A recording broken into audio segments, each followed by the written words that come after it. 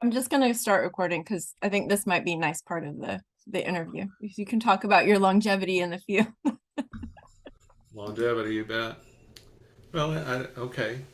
Well, now that I have longevity in the field, probably the thing I've enjoyed the most has two qualities to it. One, the peer group that I have, who I've been friends with now for almost 40 years, and the younger group who I really like and admire and pull for and celebrate.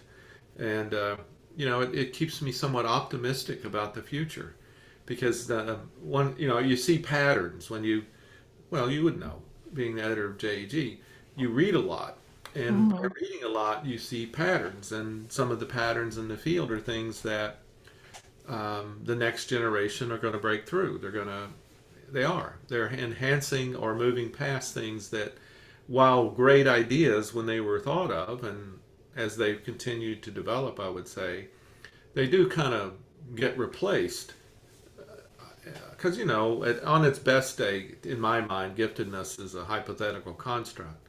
So, how we display, adorn, imagine, mold it, and so forth, it's taking different shapes, Mhm. and it's being considered in historical lights and stuff in a different way than it once was. So it's exciting to see what the next group's going to do with it, and to be a small part of it. And the attitude that has helped me for a person who was old when I was young, as that old song goes, I feel a little bit younger now than I used to. Yeah.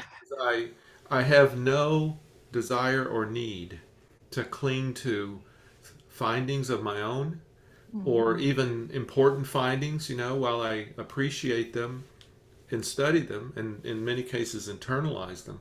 I'm always open to other people's takes on them. And that makes for a pretty nice career. We never run out of gas, and we've got such a robust group of researchers right now that I don't couldn't be much happier, frankly. I enjoy going to see them present and so forth. So um, I don't feel tired and I don't feel out of gas. So to have a chance to visit with you today is a real honor and something I'm proud of, and also a little embarrassed by, because I tend to be more of a behind the scenes person a little bit. But So let's delve into that a little bit, and I'll make you more uncomfortable by asking you. What do you consider to be, some of your more acknowledged or important contributions to the field? well, first, my answer might surprise you. It's the doctoral students I've worked with. While not many of them, frankly, are pursuing uh, a very close research line to mine, some of them have interest and are including some things that we worked on together, but they're doing great things, and they're, more importantly than anything, they're really fine people. And so, wise professor at Ball State University, Dave Dixon, who's Felicia Dixon's husband, he told me once that he thought the most important memories that you would have, he was talking about himself as he approached retirement, was relationships with doctoral students. And at the time, I couldn't fully appreciate that. But now, 20 years later, I do, because I have the great fortune of being able to talk to and try to help and provide any guidance or whatever, to be a sounding board for about 25 doctoral students. And it's the real, if I have a legacy, I hope it'll be there. Some of the research that we've done that I think was important, especially in its day, Mm-hmm. was some of the early stuff with Larry Coleman. That we were trying things that didn't really exist in the field at the time. I remember a friend of mine, Sydney Moon, once told me how much she really liked that period in my research. She was funny because she said, "I don't really like your current period in research," she said, "but I like that period." And she's probably right in a sense that some of the earliest stigma stuff that we did, Yeah. where we based it a lot on interviews with several thousand students and questionnaire surveys, observations, etc. I think there were some kernels of wisdom that came from that that have since been built on, and now the sophistication around looking at classroom environments for gifted kids have been explored by people even outside of the world of gifted.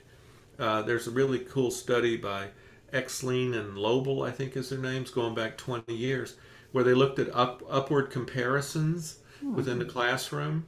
And, that was clearly something that they wrote us and thanked us because they said that Okay. gave them a way to think about it that they took off from and exceeded what we did. So I'm proud of that. I think it's unorthodox, and as time passes and increasingly more sophisticated approaches to research come in and become more popular than whatever they replaced, I'm not sure that those small scale studies in some cases will stand the test of time.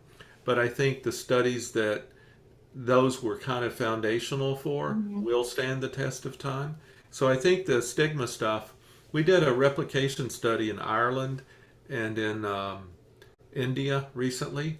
And Mhm. surprisingly to us, we found out that the the functional aspects of stigma appeared in all three countries plus the US. And we kind of thought that things had moved in certain directions. And Mhm. while there has been some change, it still seems quite active. And so I'm excited. I hope it's a contribution that, I don't know, that people can use. Mhm. Here's something that may surprise you. One of the best aspects of my life, first, let me say it always emanates from my friendship base. So, growing up with Rena Subotnick and Paula Oshevsky-Kabilius and Mary Ruth Coleman, Bonnie Crammond, of course Larry, but Larry was 16, 18 years older than me. And while we became just closest friends, there was a real generational difference there Mhm. that I greatly admired, and that I know I'm going off in tangents It's here. I'm sorry. okay. It's But okay. the growing up with those people brought me into the worlds of some other fine, wonderful people, like Joyce Van Tassel Basca and, and several others. Well, one of them was Susan Johnson. And Larry and Susan were good friends Uh-huh. long before I met Susan. And Larry introduced, and realistically, anybody who knows me knows I'm not the most socially capable human being. It's not lost on me. I wish it were different. I sometimes worry that what'll be on my tombstone will be, you know, Tracy meant well, and Tracy. it's unfortunate for Jennifer, but he was what he is. Well, in any case, once you're among your friendship base, you don't have to worry about your shortcomings too much. You just try to be genuine, authentic, and that was that group. And so we spent 2 years, a group of us, including Susan, working on the grant proposal to see if we could become the NRC. And this was, I don't know, 20 years ago or more. But Well, I remember there was a toast, I think, in Louisville at the CEC meeting at a dinner because it had been turned in or something, and everybody was toasting to its being at least finished and turned in. And I do remember that vaguely. boy, that was a celebration because we would come together at hotels and things or whatever and spend a long weekend working, 14-hour days is what I recall. And that was how I got to know Joyce. I never really knew Joyce Oh, personally until that. And Susan was there, and Larry, and others, Margie Catano, oh, these really great minds and great people, and I got to know Joyce in a way that helped because I admired her so that it was difficult for me to make conversation with her, not mhm. her with me, but me with her. But while we were working all these long hours, a wonderful interaction occurred where Larry and I were arguing with the group, about something. And Joyce stopped and smiled and said, "What am I going to do with you and Tracy, or Tracy and Larry? I don't. You're just a couple of developmentalists." And it doesn't sound like much, but later Joyce told me that those discussions that were very developmentally oriented had some impact on her too. Oh, And you think, wow, that's certainly not something I would have imagined. But so in any case, the longevity and the things, I think the friendship with some of my colleagues, some of the work that we've done in dyads and triads, um, Rena and I done many things together. We were on the Roper board together. Hmm. Rena brought me in basically. And one of the great things that happened, we'd spend these long days together and just talk and sometimes argue. And unless you spend time together like that, you don't really develop the relationships. And so that's how my career started. And I'll tell you a quick anecdote. I can do this quickly. One of those moments in my life was at the Roper event. They had Hmm. at a conference, and the Roper Institute would host the what do we call it editorial board of the journal.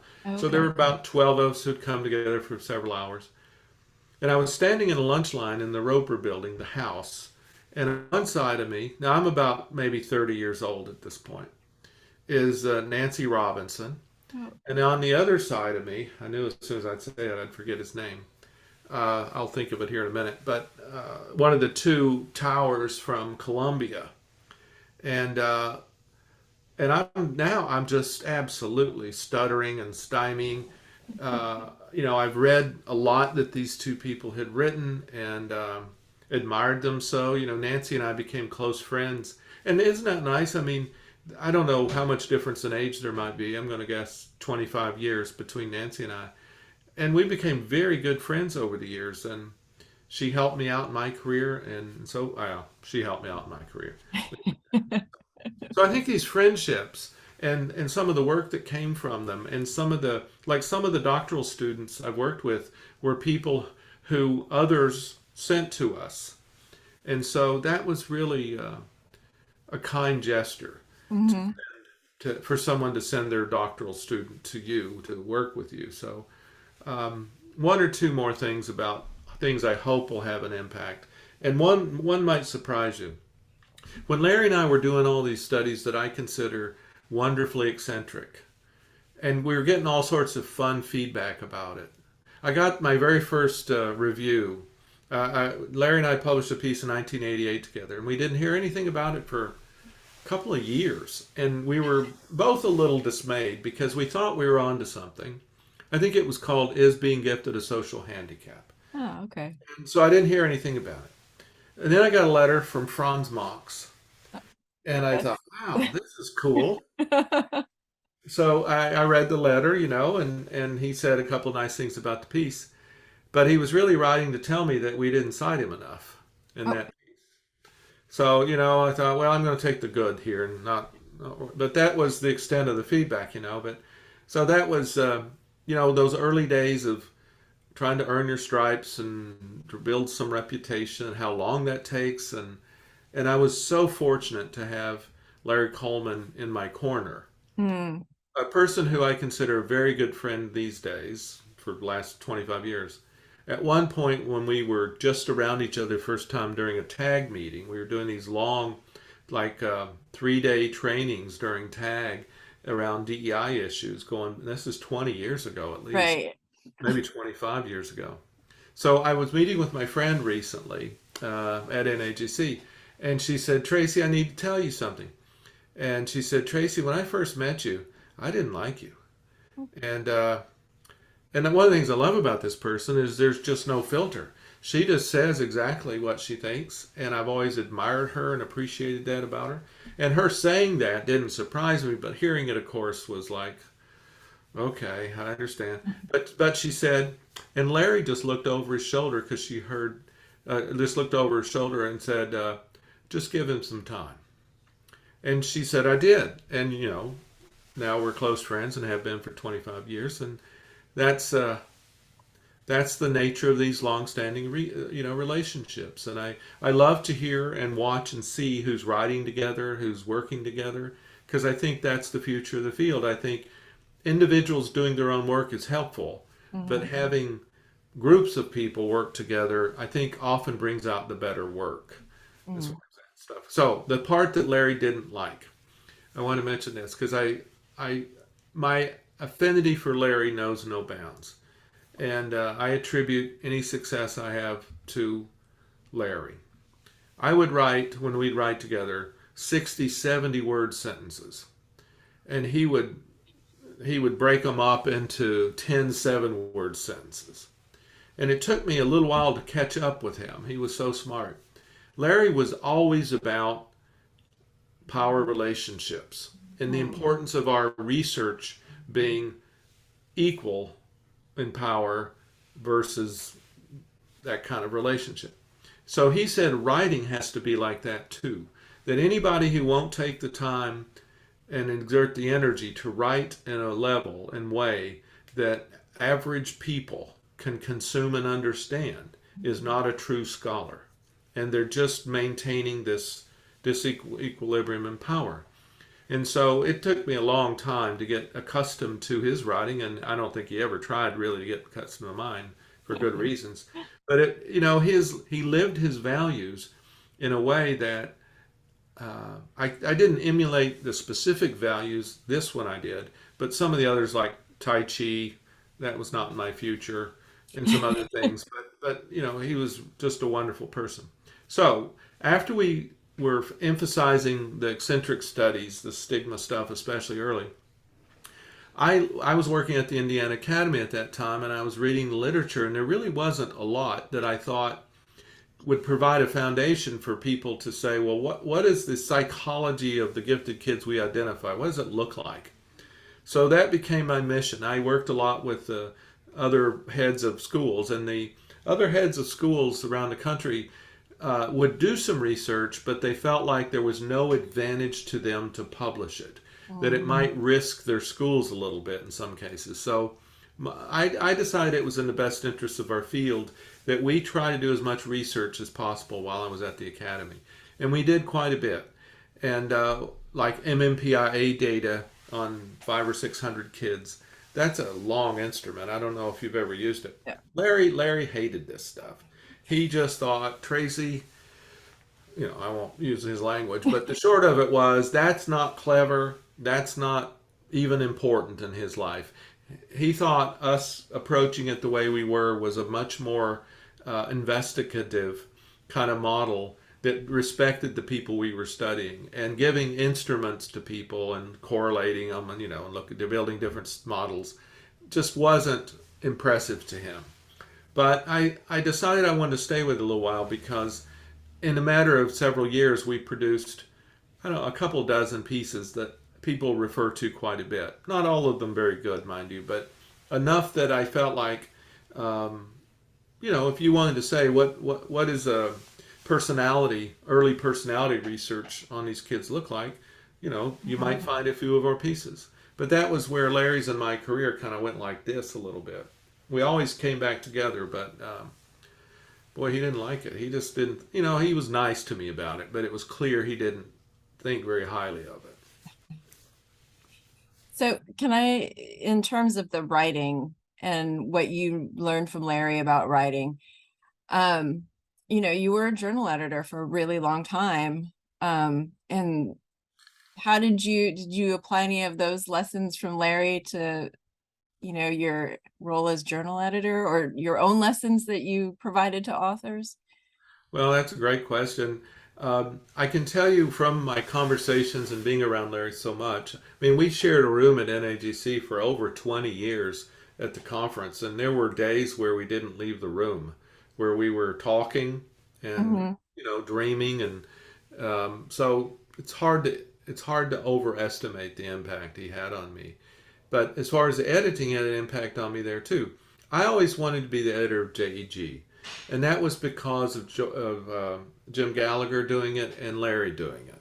I just thought, I love this journal. It's TAG. I really would like to be the editor of that journal one day. And so I tried to take some of Larry's notions um, and develop my philosophy. My philosophy has been consistent, and that is because there are different approaches editors use about this. But I felt like my job was not to show my handprint in other people's publications. That my job is to polish their apple, find ways to make it as good as I know how to make it good, but with no residual. You can see Tracy here. I Mm-hmm. hope that's never something anyone has ever seen or said about me. So when I tend to err, it's trying to get the voice of the author out there. With every journal, then my personal desires for issues around, these days, I guess we talk about diversity and equity and so forth. Mhm. I always reached out broadly for trying to find new authors. And that's another thing about today that's quite exciting is that we have so many authors now around the world. Um, I know there's a new European handbook being developed, and just a lot of neat stuff. So the soft touch that I tried to have was out of respect, and again, it was a decision because there were times where I thought, well, because a friend of mine who was an editor, one thing she talked to me about once was that she got a paper in and it was a little late, so she decided to trim it down, and she took 9 pages out of a 23-page manuscript without even talking to the author about it. And I just thought, I don't think I could live with that. Mm. To me, it's, we've got a trust relationship.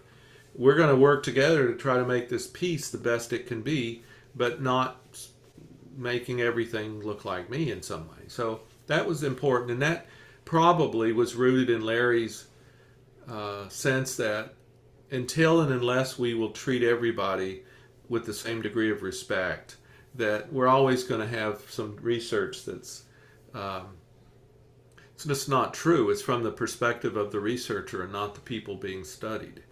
And so that's what I would say. Uh, I hope people would say that about me, at least in terms of the light hand. Yeah. So can we turn a little bit to, so there was, your time at the Indiana Academy, and then you came to William and Mary um, to work and direct the center. And then this international work, which I think really came out of your that that position. And so I would like you to maybe discuss that a little bit more, and how that shaped your view of gifted education. And it's interesting when you talk about the stigma that gifted kids hold, and it seems to be a sort of international or global kind of feeling, maybe where that's the motivation for working internationally, and then what you've learned from students and scholars from those areas. Okay. My wife is Austrian, and her family is Austrian, and the other part of it is Scottish. And so we've been a couple at this point for 47 years, Yeah. kind of growing up together. So we've done a fair amount of traveling long before I even graduated college, and Scotland in particular to me was where my family is from in Ireland, so that was always fun. And so I developed kind of a worldview, or at least an international view, a long time ago. So after I moved to William and Mary, I was reading something and I came across the Center for Talented Youth. In my 16 years in Indiana, 15 of those years I sat on the advisory board of the center CTD there at Northwestern. Mhm. That's how I got to know Paula so well. Okay. And so when I left William and Mary, or when I came to William and Mary, um, I came across something about the Center for Talented Youth in Ireland, and I looked for some stuff and didn't come across much. And so I saw a quote, a citation of my research in something, either an article or a dissertation. So it came from Colm O'Reilly there at the Center for Talented Youth. And so I just sent him an email and congratulating. Maybe that was his dissertation. That's probably about, I don't know, 15 plus years ago or so. And so we just wrote back and forth a little bit. And he invited me to come over a couple of years later. And I did. And again, Colm's a lot younger than me, but I really like and admire him. There are many things I could share with you about his wisdom that's beyond his years, and things he's doing in the student affairs side of that place that I think is world leading. So in any case, we hit it off, and so he invited us over, and I presented to a number of groups, parents and teachers and students and different things. And so he was wanting to do more research than had been there for a while. But at the time, he wasn't really staffed in a way where doing research was likely. They really paid a lot of attention to their programs, as you would expect.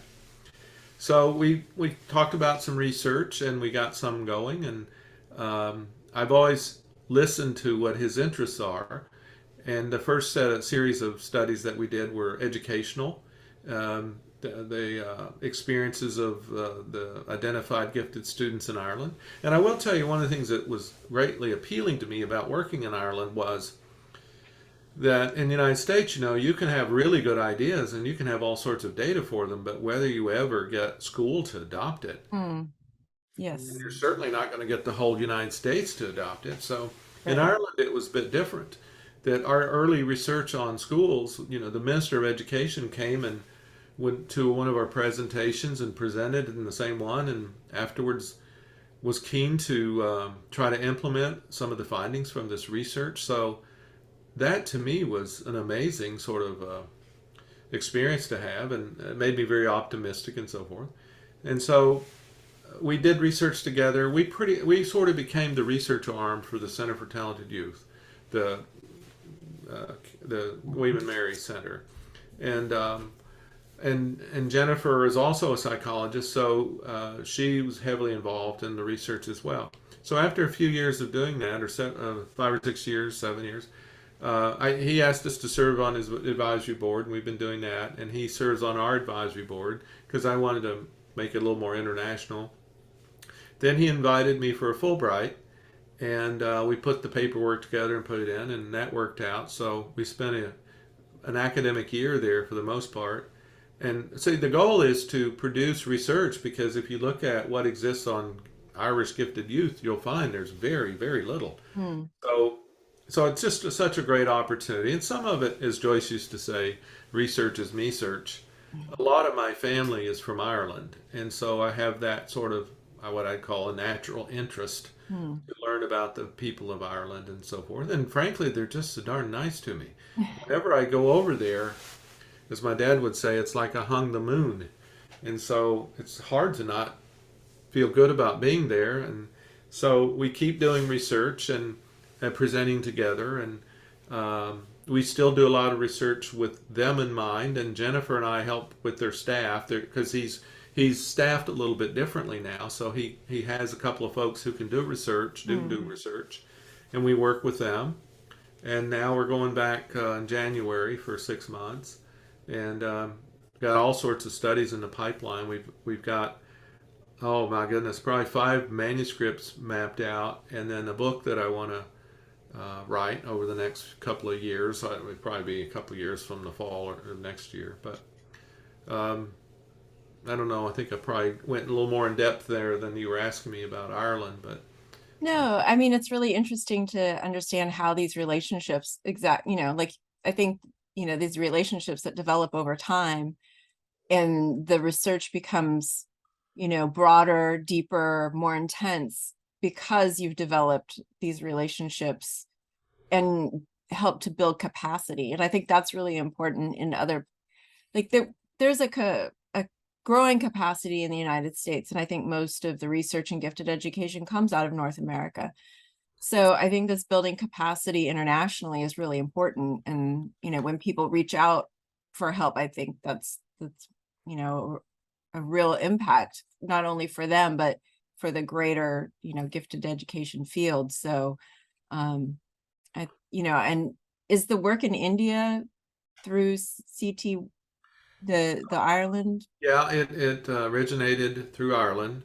That's one of Calm's, what I consider one of his many gifts, is he is interpersonally as gifted as anyone I've ever met, and he builds relationships unlike anyone I've ever seen, and he's open, to those things, and he's very interested, and he's very active in the EU. They've done Mm, exciting things there.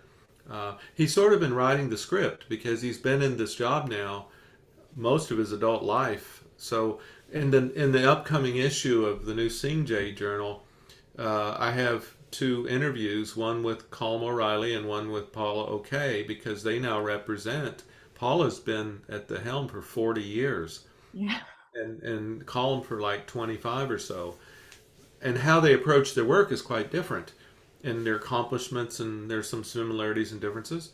And as I mentioned, uh, like Colin recently wrote about our experiences together and stuff, and he was saying that, or he talked about him in the interview actually, that we met at a propitious time for him. He said because he was just finishing his dissertation, and there hadn't been any research there, and so forth and so on. So it became a very, I won't. It wasn't. It was never intended to be beneficial.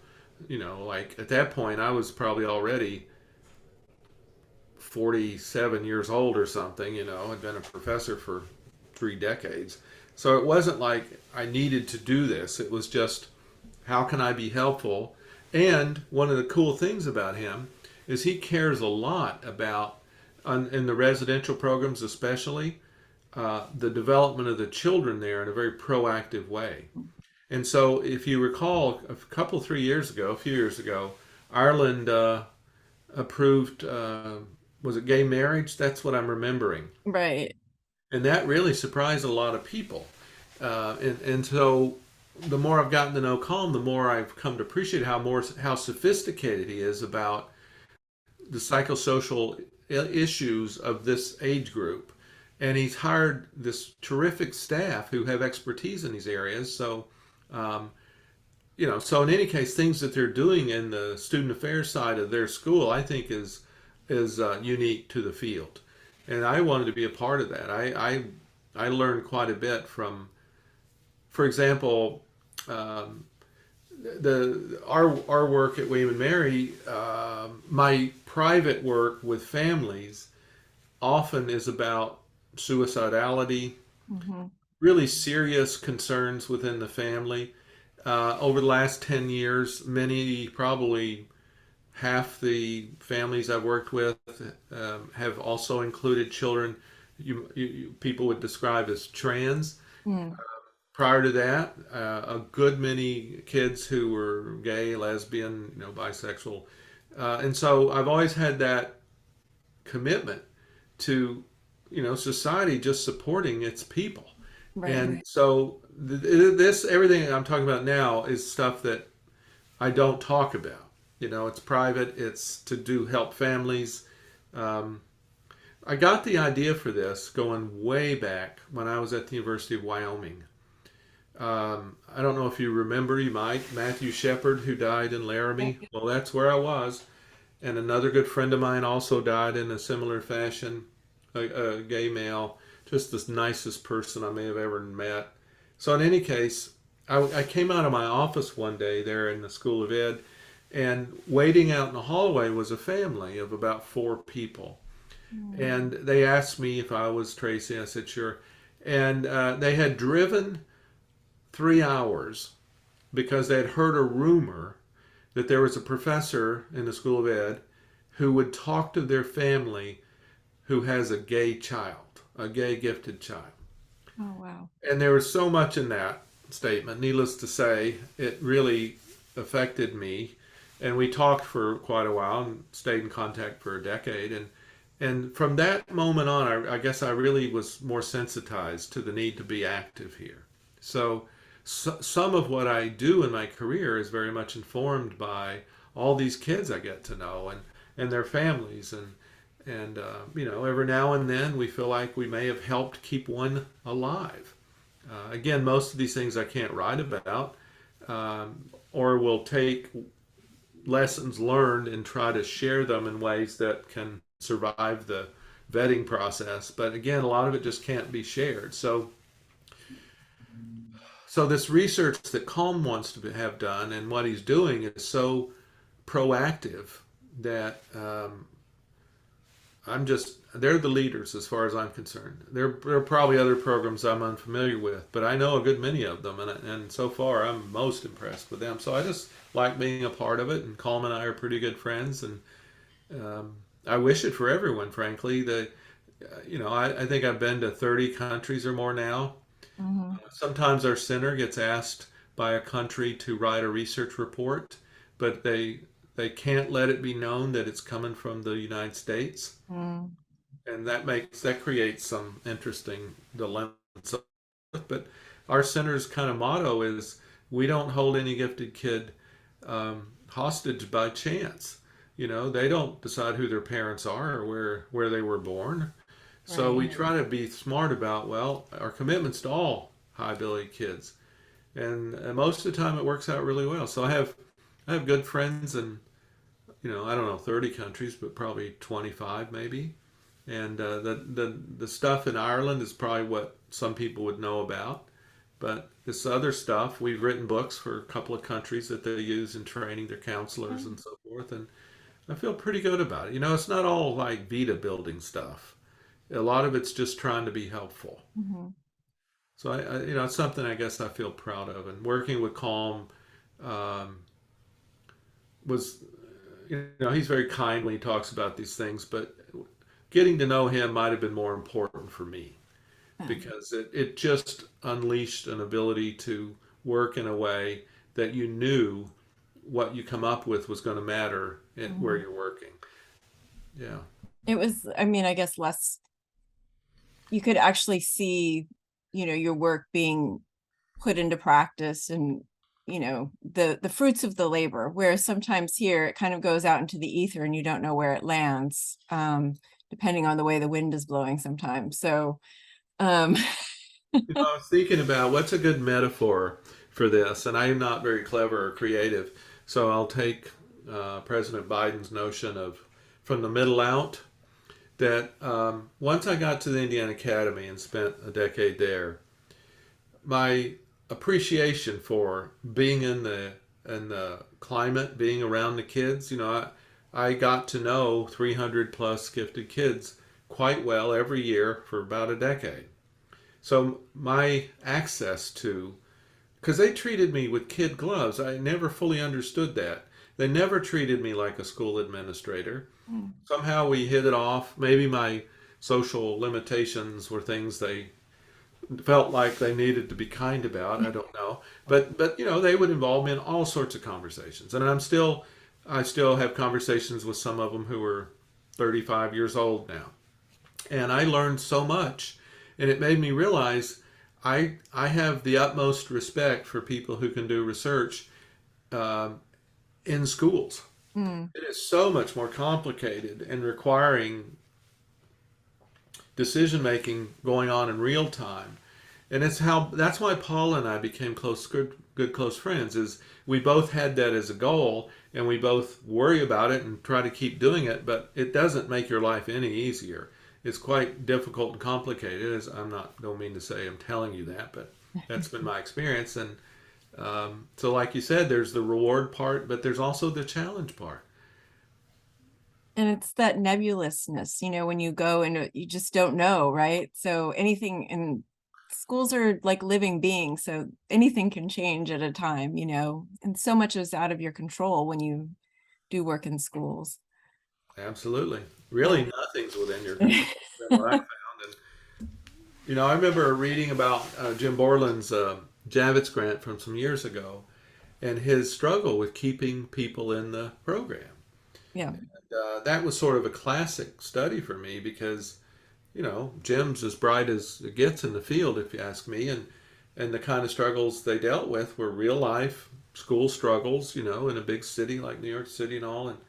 And that's helped inform us so much in our practice, and it creates a humility. See, that's another thing I'd say is one of the things my friends all have is a humility about them, and I don't know why that they do. I suspect we we've all kind of put ourselves in positions of difficulty that could have been a lot easier, if we had chosen just to write papers. Mm. But once you get in there and you're like when I was at Ball State by the time I left and was gone for a year or two, we had 3 consecutive Javits grants in the Indianapolis public schools. And that, it's a big city public school system of, I think it was 54 elementary schools and many high schools and middle schools. And boy, it's humbling, it's rewarding, it's heartbreaking, It's all those things. 15 years. Hmm. That's something, you know, something. That's Cheryl Adams deserves a lot of credit for that. Oh, yeah, Cheryl's wonderful. So the work you did in and around counseling, um, is that from working with the families? Is that how that? Well, one of my degrees was in counseling, and when I was when I was a little kid, and I'll try to make this fast. I was convinced that I was either going to be a clinical psychologist like Bob Newhart, or I was going to be a comedian. And for the earliest part of my life, until I was about 8 or 9 years old, my dad would let me watch Johnny Carson with him, and I would emulate the stand-up comics. And for years, I would do the routines of these stand-up comics, and I grew to admire them. Um, to me, they were just the most interesting people in the world because with the fewest possible words, they would get people to create Mhm. images in their own minds that would ultimately be funny. And so I remember when I was about 7 years old, I was doing either Shecky Green material or Jackie Vernon material. Jackie Vernon was one of my favorites. And my dad, was listening, and then he kind of lightly grabbed my arm and said, Tracy, you do know that we're not Jewish, don't you? And frankly, they weren't active churchgoers, so I didn't have quite the education I probably should have in some ways. I didn't know we weren't Jewish or were Jewish. All I knew was these comedians I adored, many of them said they were Jewish. So I thought I was a Jewish stand-up comedian. So, as a little older, I decided, well, I'm going to be a clinical psychologist. But I worked at a rape crisis center in college. I could not decathect. I carried everything home with me. I anguished in ways that I could not get out from under. So, I talked to some people about it, and I decided I need a more positive form of psychology. So, as I was finishing school, I found that in the educational research and statistics world, that one of the leaders in the field was at the University of Tennessee in Knoxville, a guy named Skylar Huck. At the time, he had written the best-selling research and statistics book for education called Reading, Statistics, and Research. And so, fortunately for me, he became my major professor, and I worked for him for 5 years. And he took me everywhere in the university. He took me because he was such a respected researcher. He might get called into a meeting with the president and the chancellors and the deans, and he'd be there, and I'd be there. And that was pretty heady stuff for a kid because I was really young in my doctoral program.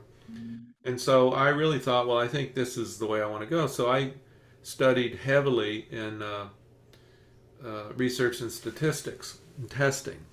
And I did all the coursework and everything for a second Ph.D. in school psychology.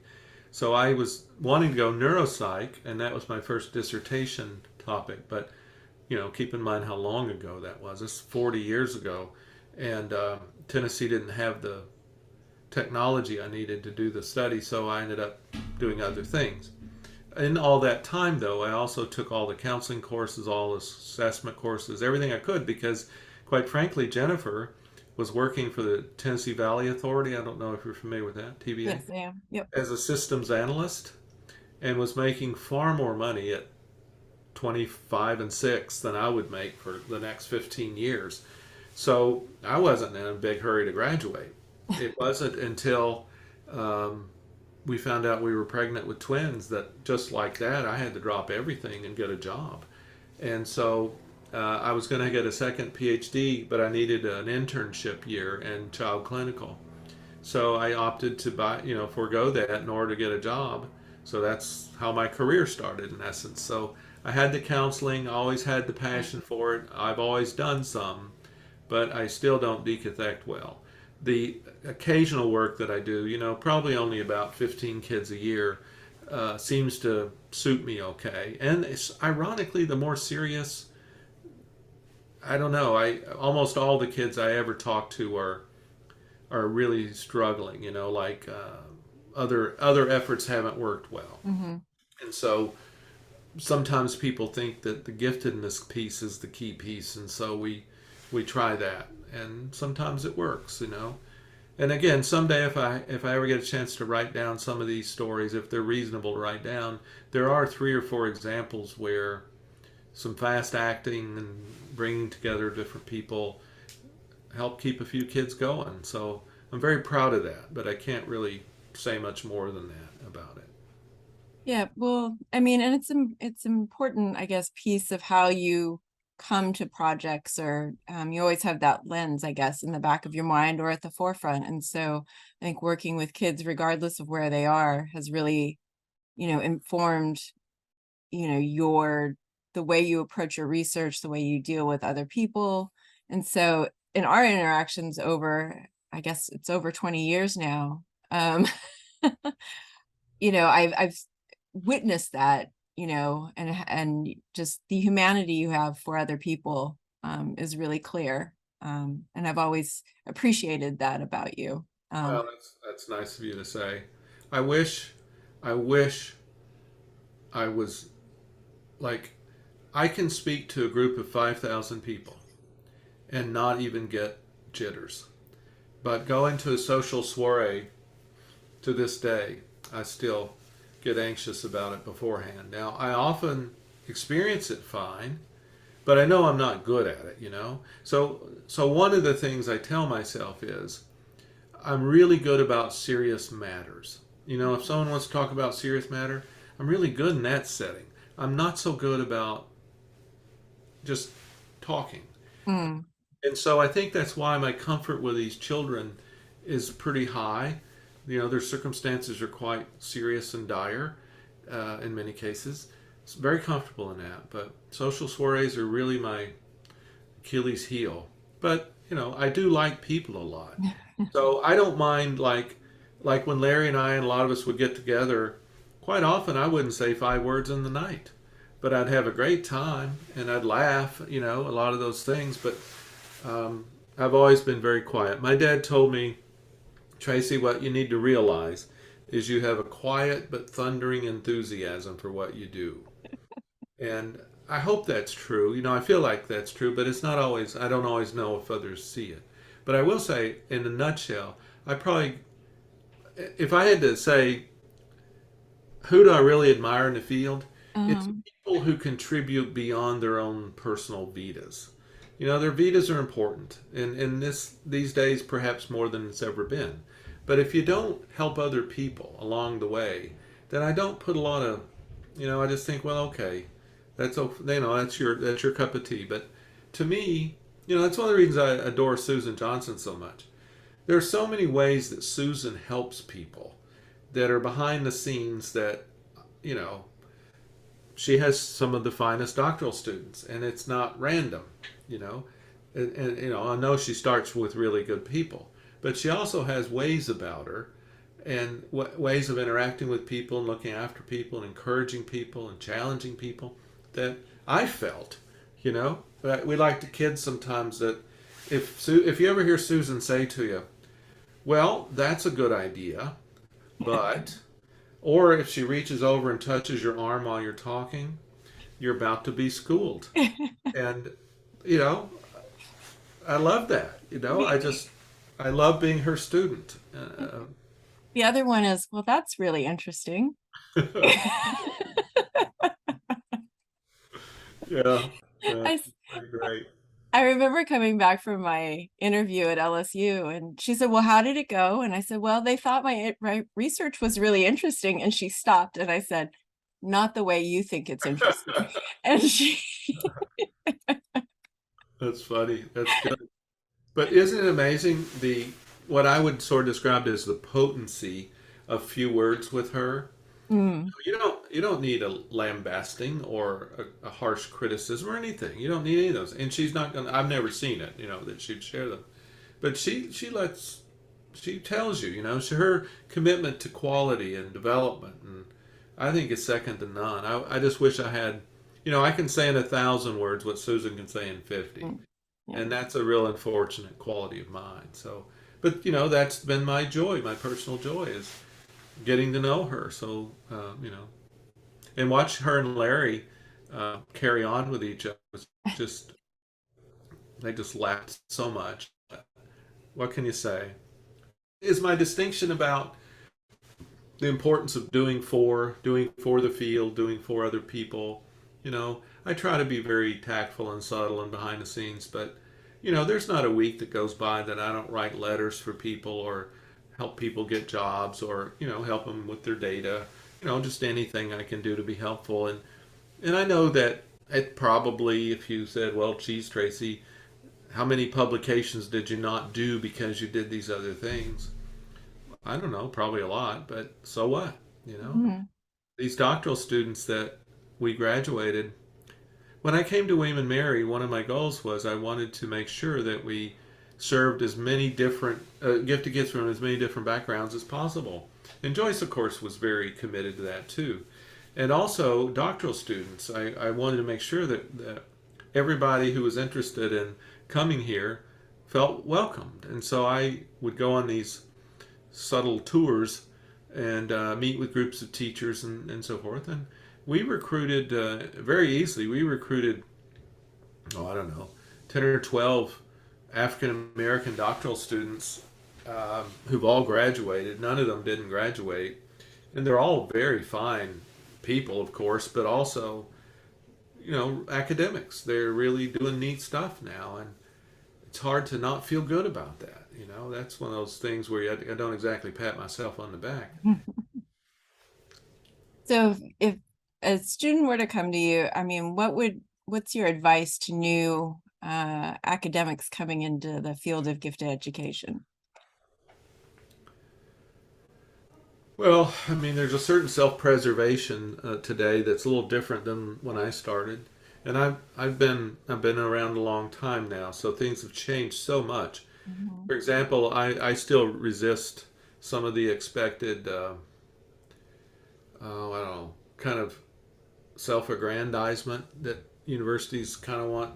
They want to use us as advertising the university by virtue of our accomplishments, and I understand.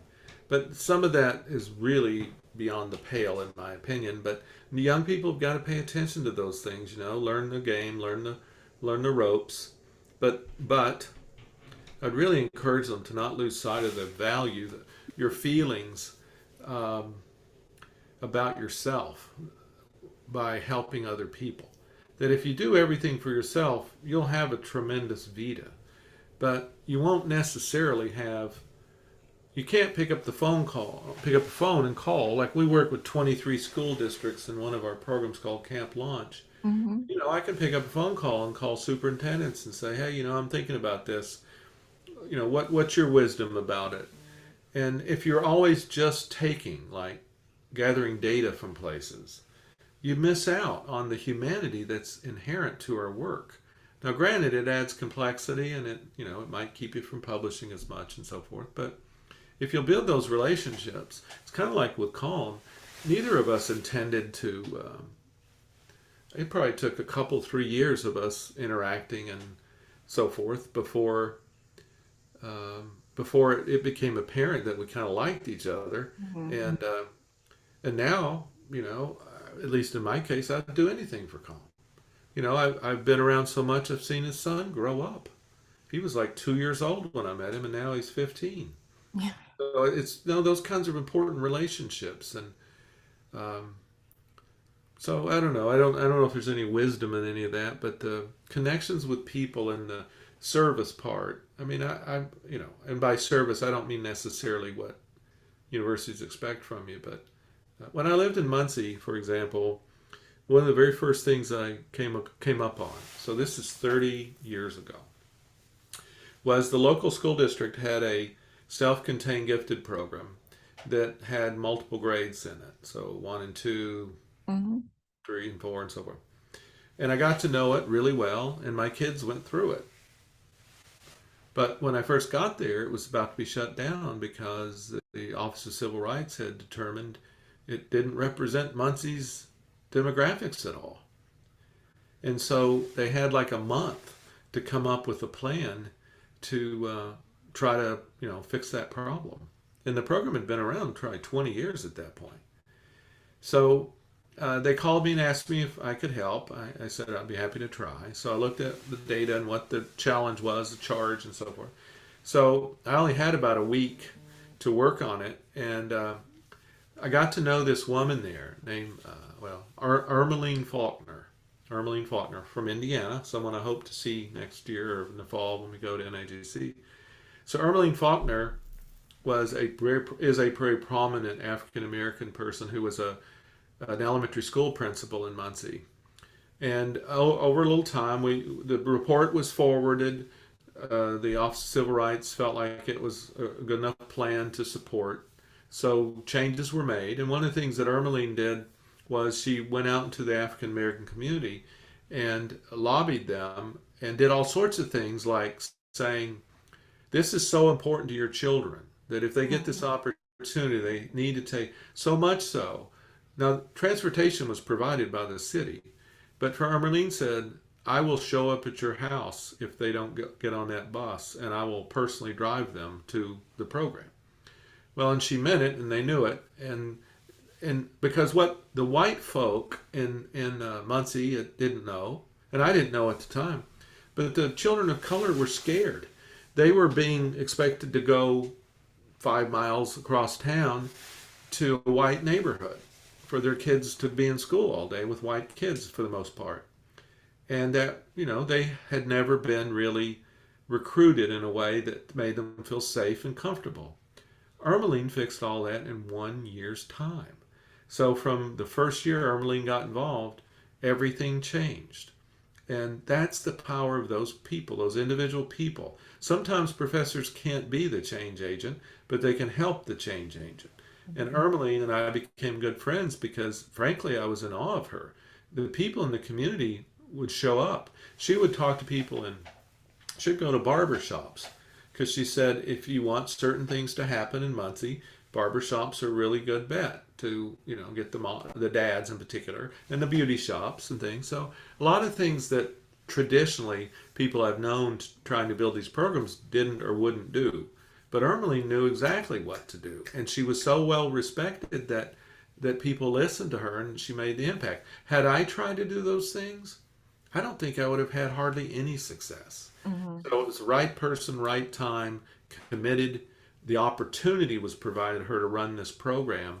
So, you know, I and my kids benefited from it. So, Mhm. that's that nice interface with the community. If you stay outside the community, and again, everybody has their own path to choose. But by getting to know Ermeline, that allowed me to meet other leaders throughout the city, and other things that we were doing on behalf of High Ability Kids also improved because of that one thing. So I don't know. I guess that's another tangent of mine. But This is kind of this was kind of off the cuff question, but what's the secret of working with your spouse so closely over so many years? Because, you know, that's it's an interesting rope to be on, to walk, it is. Yeah. Well, we knew each other. We met when she was 15 and I was 16, and we hit it off, and we've been together for 47 years. There's a and I'm not preaching. I don't mean to say there's wisdom here. This is just my experience. It was clear to me early on that she's smarter than me. She's a better writer than me. She's much better looking than me. She, over time, became an adult athlete. She was a champion swimmer just off Olympic time. I mean, she could have just half a second should have been the Olympic swimmer. So all these things, I knew those things from an early age. Why she chose to hang around me or me her, I've never fully understood. But we have a lot of respect for each other, and and I was watching a thing about Paul Newman and Joanne Woodward, a Mm. documentary, and at the end of it, they sort of try to sum it up by saying that in their relationship, one of the things that was very positive about it is they always wanted positive things for the other person. And that's how I feel. That's how I felt. Jennifer felt. We make sacrifices. Jennifer gave up. When she was 25 or 6 years old, when she was working at TVA had something like 55,000 employees. She's a systems analyst doing some pretty heady work, and and she was given an award that only 3 people got out of 55,000 people. So so she was in this skyrocketing kind of future there as a systems analyst, and but we both wanted children, and took a while. But once we got pregnant, she at first, had we had a singleton, she might have tried to work and look after the child too, with me. But because it was twins, the practicality of that just didn't seem possible. Mm. So she decided she wanted to stay home with them, and I got a job making my very first full time tenure line academic job was, I think, $23,500, and but I made $48,000 that year because I taught overloads every semester and full time in the summer, and that kind of became my work pace. So later, she raised the kids not by herself, but I mean, as our children grew, she kept getting degrees, and she got 2 master's degrees along the way, and then got her Ph.D. Um, she loves being a student. I love being a professor. She loves being a student. She said last week, if she could, she would go back and be a student again. So we're different from each other in important ways, but our not only mutual respect, but I'll tell you, I adore her. I think she's the greatest person I've ever known. And to get to work together, she got her PhD later in life. Um, I think she's had it now for 14 years, something like that. And she's doing great. I mean, she always helped me. I mean, one of the things I always go on public record is saying, if I wrote a sticky note and would share it, she edited it for me, going back since we were in high school. And so I've always been able to say, yeah, of course she's a better writer than I am. So anything I've ever written, published or otherwise, she's edited it for me. So she has qualities and features that I just don't know that most people have. And she made sacrifices for her family. And so when she decided that she was ready to get her PhD, I mean, she did an amazing job. I mean, she was top student in the university, in the teachers college there, and she's just amazing. And so she came to William and Mary as a postdoc, and then was hired as the director of research. So for the past 11 or 12 years, she's just soared. So I think it's her constellation of humanity. She'd always believed that marriage was important, and try to make it work. And I'd like to say it's because maybe I'm a nicer person than I come across sometimes, but I'm pretty sure that's the case. But at the same time, that's not enough, is it? So yeah, we're very fortunate, and she'd say she's very fortunate, and she'd do it the same way. I'd do it the same way. There were some.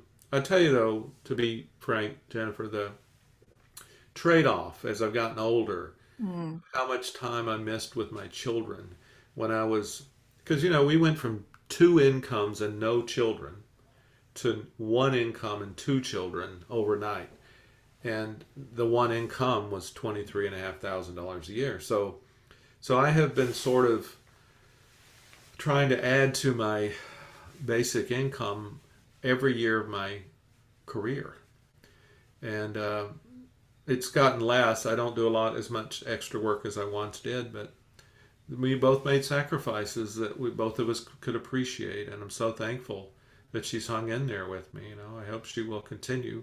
We'll see. We'll see. I keep waiting. She'll wake up one day and think, "How did this happen?" What the heck? Yeah, Yeah. she's pretty amazing. It's really a nice feeling because we do work together well because our skill sets overlap now a little bit, but we also have other things like you mentioned the editing. Mhm. One of the things I loved about that is how much I read. I Mhm. just knew what was published and what's about to be published and what's being worked on. So it was a good way to keep up. So I'm kind of a failing Rolodex now at this point in my career where I forget a lot of things, but sometimes we'll be talking about something and she'll say, "Do you remember anything about this?" And quite often I can. And it's really neat. And I'll tell you, there's some really great people in the field. This is a little off, but That's about the okay. publishing, who I published their very first paper. And I'm not taking credit for anything, of course. It's just a neat kind of coincidence or a neat fact. I would say 6 or 8 of my favorite people in the field are people who, is that right in your Yeah. case? Hey, that's something I'm very proud of, and because not me, you. Look at your career. Look what you've done. You've got such a unique and and I would say fitting, from what I know, career. That's quite. It is. It's quite unique, and it says a lot about how intrepid you are. Yeah, I just remember how kind you were about it and also encouraging, right? So, there were several revisions, but and we got it done. And when it came out, I also at that point in my career didn't quite understand, I mean, how it was lost on me that this is what I would be doing all the time and needed to be doing.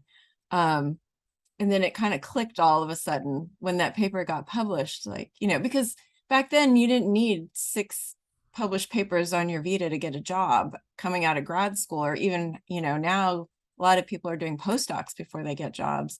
And that's a great way to build your vita as well. But, back then it wasn't the case. And so, it was, I felt quite accomplished and like, I thought, okay, I can do this. Good.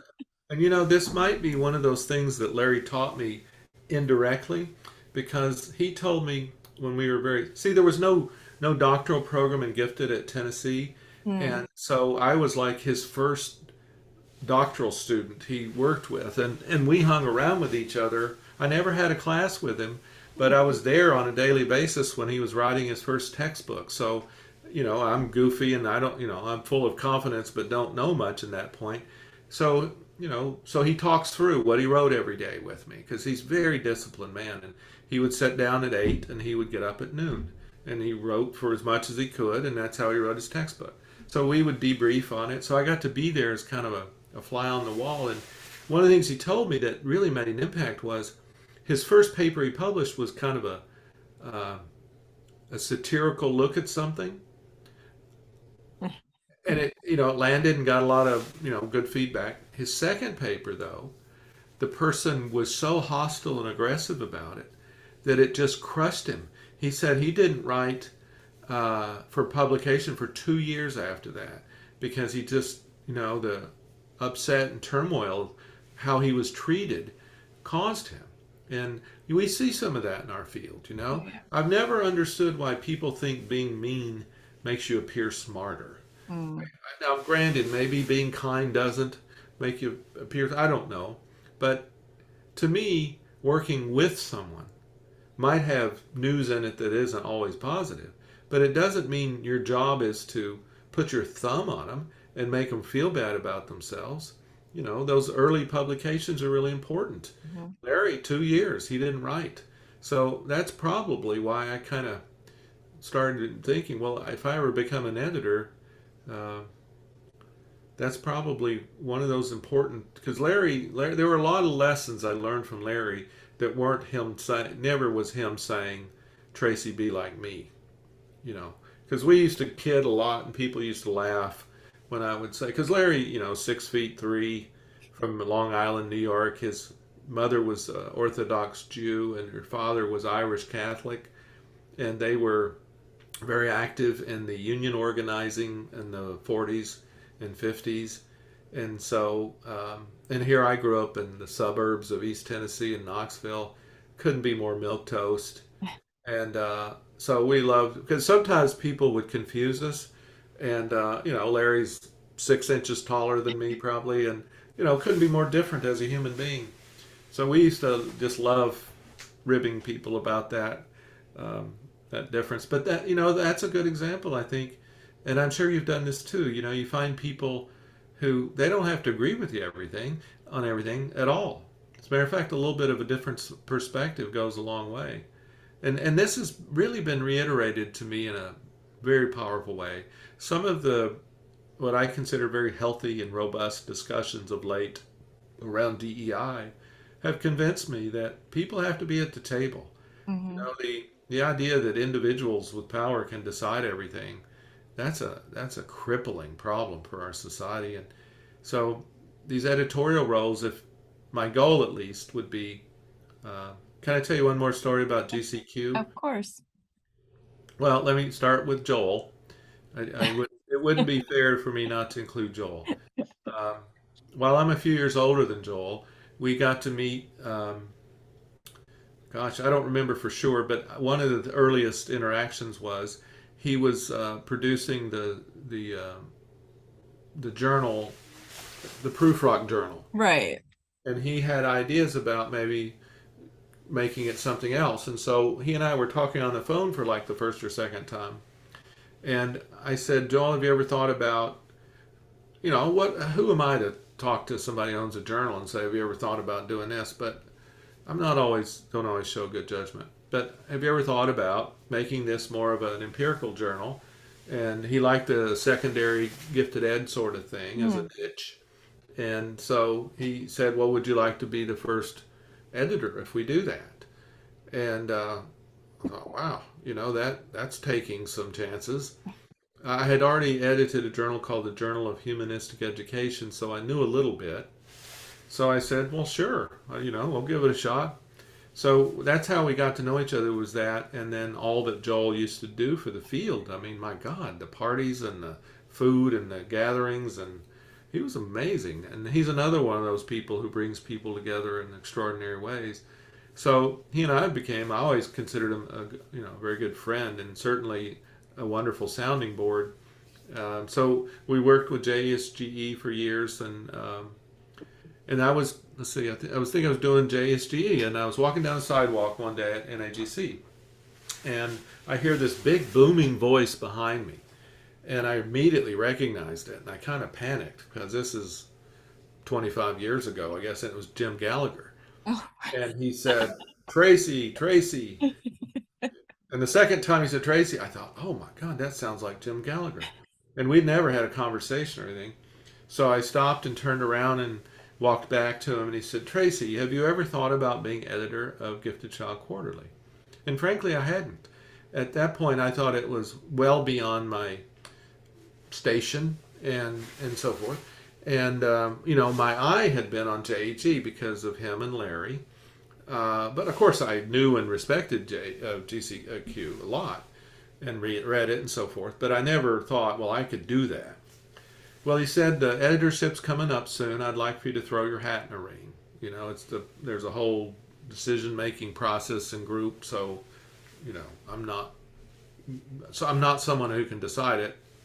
But he said I'd like for you to do it. Well, I would have done probably anything Jim Gallagher suggested to me.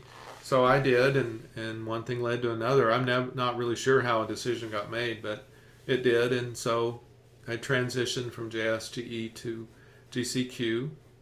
Um, And then in my last year of GCQ, the Roper Review came open.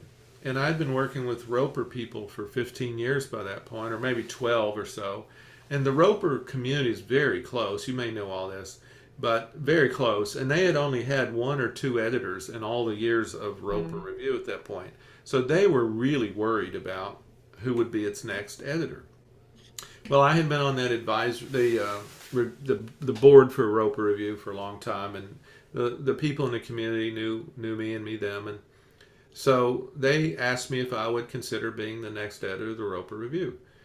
And so I talked to Jennifer about it and thought, well, I always liked this journal. It's a little bit different, it has different parts to it than GCQ did, and I thought, well, sure, I'd like to help the cause, but there wasn't a way I could do it unless I overlapped with GCQ for a year. Uh, And boy, was that a tough road, because what to me was merely trying to help my friends at the Roper School got thought of in all sorts of other ways. I certainly didn't go looking for the opportunity. So I did finish up my year and did Roper for a few years, and then JEG came open, and there finally, however old I was probably 40, 48 years old or something. Finally, JEG was a possibility. So I was finishing up my term with Roper, and uh, again, they were very uneasy with who the next editor was going to be because for them it was never just hiring somebody. So I recommended Don Ambrose, and I explained why. They brought him in, they talked to him, they loved him. There were so many meetings of the mind of the groups there. I wasn't a part of any of that, but I think they offered it to him after they interviewed him for a while, and he's been with it now for quite a long time. Mhm. I feel good about that because Don's a unique talent in our field, I think, and a very Mm. kind man, you know. So I feel so lucky to have had these opportunities, but so funny because I really never imagined being an editor. Never. Now, I will say Jennifer was key to all of those roles because I always like to get Jennifer's take on something before I submit it, send it in for publication, whatever the case might be. So when GCQ opportunity came available for her, I was so pleased because anybody knows Jennifer knows she's not in any way a part of any group at NAGC. Um, and she's not like politicking. She's not. She's not. Her career is important to her, but it's not. She wouldn't get in front of someone else to ever be Mm. editor of a journal. Right. I don't know that it required this, but she and I had a couple of long conversations about whether she should do it and why they selected her to do it. Well, fortunately, some of the people who are involved are people I personally admire quite a bit and very decent people. And I said, why wouldn't you do it? You've been editing journals largely unsung, but always listed for 35 years. Mm. Who's going to have more experience at this? So I felt good for her. I felt good for NAGC. She's only doing it for 3 years. I think, it's a hard gig. You know that. Oh yeah. Oh You yeah. attracts crazy. And that's unfortunate. But I've heard a lot of criticisms at times thinking, have you ever edited a journal? Do you really know what's involved? And most people haven't. They don't have a clue. Mm-mm. And so I have the greatest appreciation of people like yourself and others who've edited a lot because it is hard, thankless work. And if things go well, only half the people are mad at you. But it's a tough one, it's a tough one. And she's working hard at it and she's doing well. And I think ultimately people will be happy with her work. Well, I say that, fortunately for me, I have a failing memory about a lot of things. Some of the criticisms I've heard over the years, I just kind of have to shake my head and say, on what basis could you even feel like you're knowledgeable enough to make a complaint like that? So I'm very appreciative of the work of editors. So thank you for your work and everybody who precedes you and follows you and your work with JEG, of course. That journal means a lot to me. And that Yeah. organization means a lot to me. So Well, I mean, we were, it was intrepid for us because, we thought about the people who had edited the journal, the predecessors, and we thought, well, we don't belong. We don't belong with them, but we're going to give it a shot and, try to build on what you guys had put forth and laid down for us. And so that was really important to us because we know, we don't want to screw up given, its history. well, keep in mind, I think, as I recall, I could be mistaken, but I think Joe Renzulli was the president of TAG maybe 40 or 50 years ago. And a lot of us just, when we have the opportunity, it comes at different times. And in many cases, when we're not even looking for it. And then there are other people who, it's a real important goal for them to do it. In your case, and in Jenny's case, I couldn't imagine people being better prepared. I know Jenny, my goodness, was so important to JEG and other things at the center. She has, you know how she is. She has an incredible eye for detail. Hmm. It's just remarkable. Well, and that's Jennifer Cross. That's not my strongest suit, and so finding a complementary team to me makes a lot of sense. So I hope you're enjoying it and feeling good about your work. Yeah, we are enjoying it. And I think, we have complementary skill sets. And so I think it works out really well for the journal and for us working together. And her experience working, as managing editor before was really instrumental. And I think I actually said to her, I'm not going to do it unless you're going to do it with me, because I I don't think I can do it on my own right now, with the load the journal has, and it's important. So yeah, I think we're a great team in that respect. So, but it is finding people who, you can work well with and that you respect, and you can have disagreements, but you come together for the common, goal of what you're trying to achieve. And I think that's, as you develop your friend group in the field and beyond, because they become friends, outside of the field. And those are the people who are going to be there to support you and to like kind of guide you in a different direction if you might, be off course a little bit. And I think those relationships are really, really important. And I think there are some people in the field that, you may have a relationship with, and people are very surprised by that. So, Sure.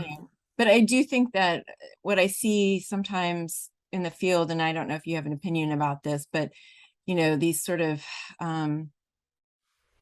vacuums that people are getting sucked into, um, that where there's no room for a different opinion. And I think that that's fracturing. And I do worry about the field in that respect a little bit. And I don't know if you've seen that or, Sure. Yeah. yeah. Yeah. I remember in my earliest days being warned by different people, these are the camps. Don't talk to this person or that person or this and that. And fortunately, like I said, my memory's not great. So I just find, I'm so easily influenced by anybody who's nice to me. And many of the people in the field are nice people, Yeah. even though they may be difficult to other people or other people may not like them or this and that. And some of the people I didn't expect to like, I grew to admire, Mm. you know.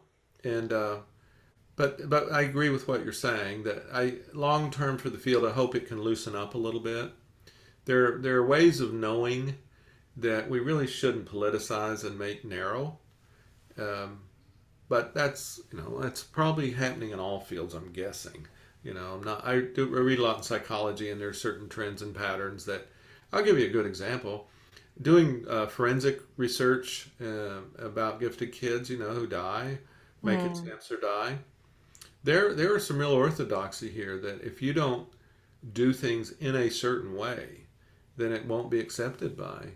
Oh.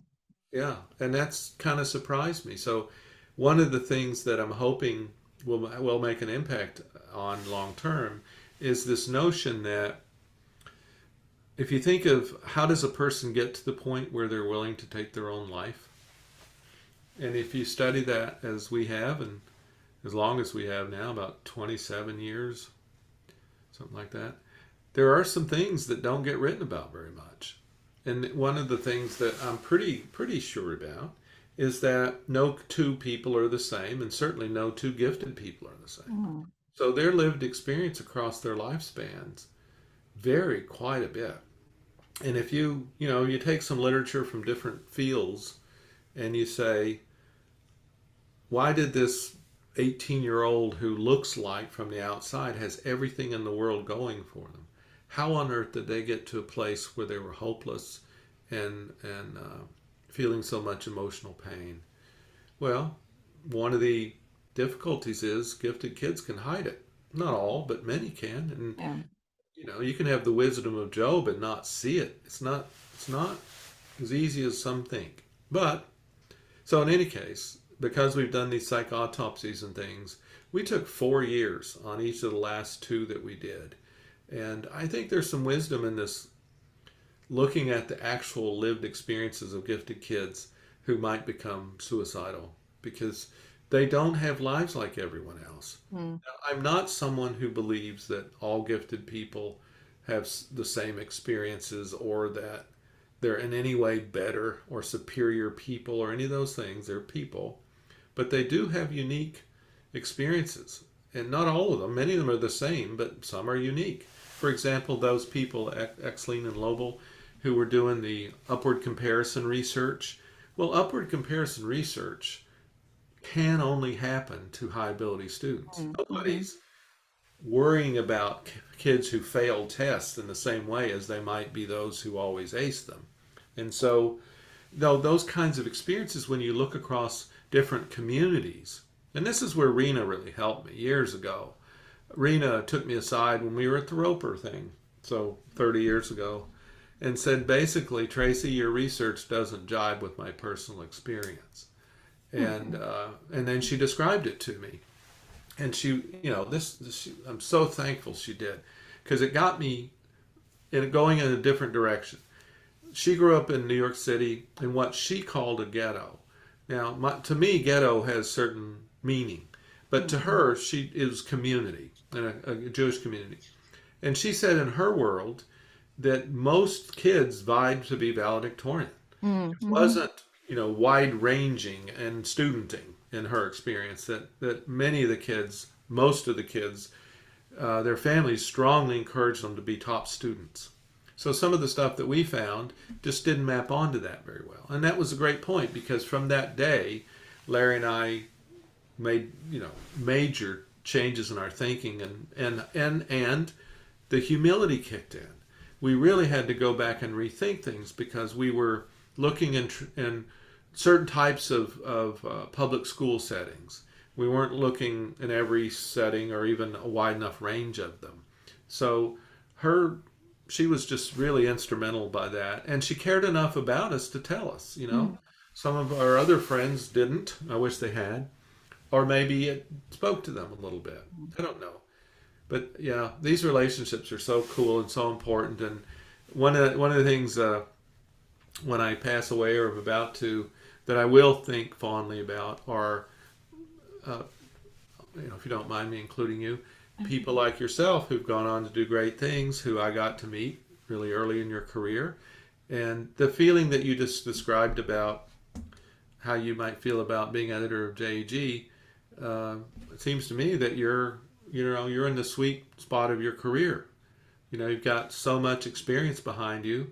You know what's up. You've got great connections. You can see parts of the future. You can do a lot of things at the same time. You've been successful at multiple universities. Why not you?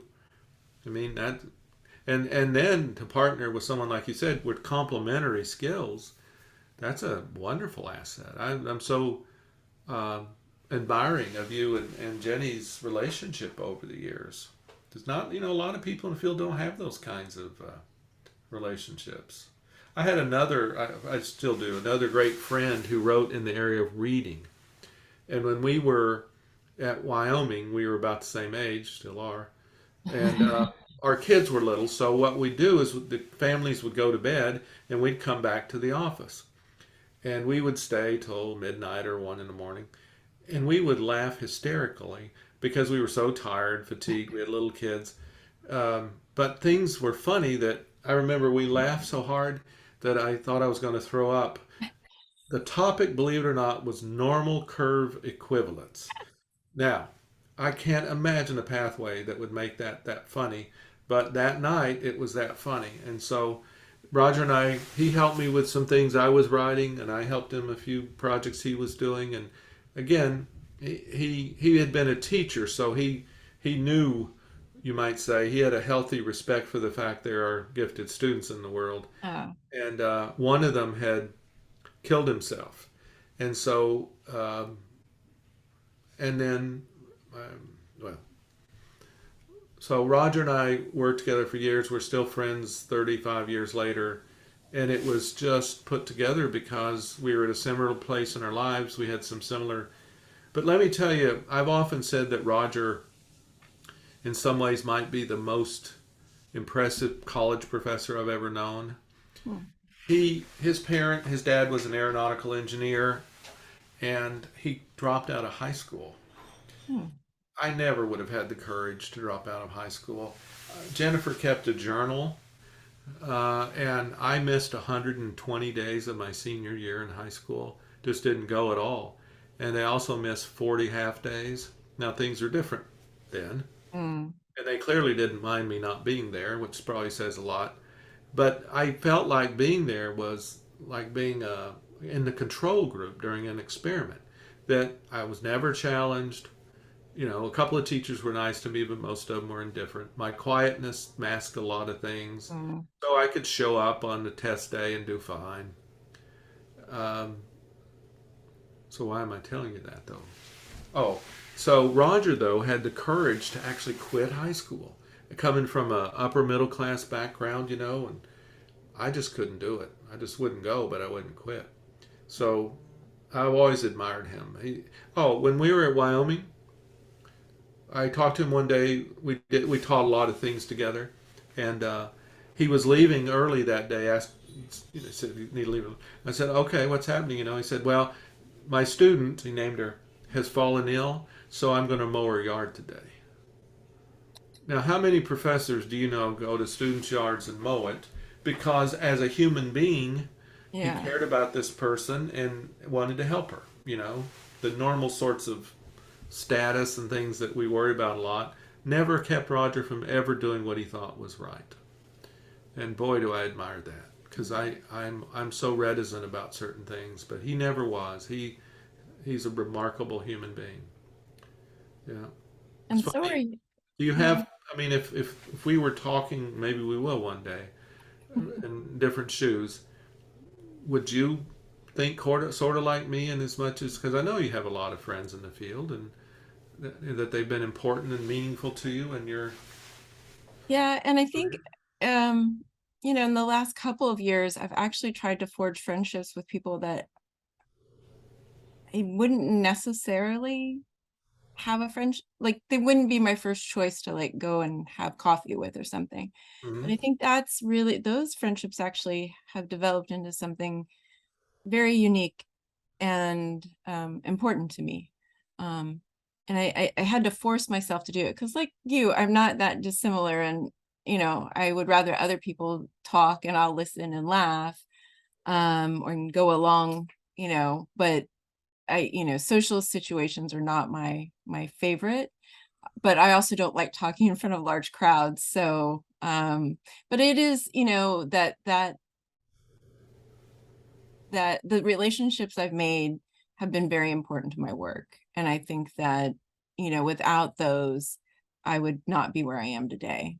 And I think when I also realized that working with other people makes the work easier because there's work to be shared around, but also you have somebody to bounce your ideas off. And I think that you're stronger together than alone. And I would say that in any part of life, so And that's certainly true for Jennifer and me.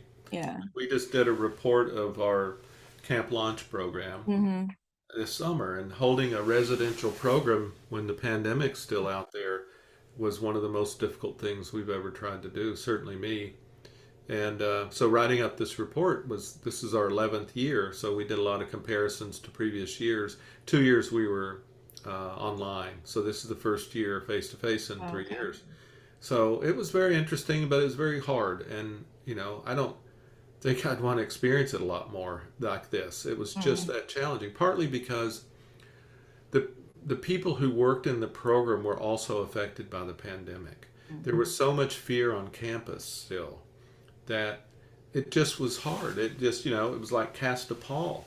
Now, Mm-hmm. the actual measured outcomes from the classes and things were as high as they've ever been, and the parents were as positive as ever. A lot of, if you just said, "Did you reach your goals?" Yeah, we reached our goals, but it was far more labor intensive than we've ever experienced by a good piece. Mm-hmm. Yep. You know, And I I, wonder how long it'll take to move out of that, because I think we all feel that sort of, like work's just a little bit harder or a lot harder in cases. And I don't know that I don't know how many more years that's gonna take. I know it could continue for several more years. It's a tough one.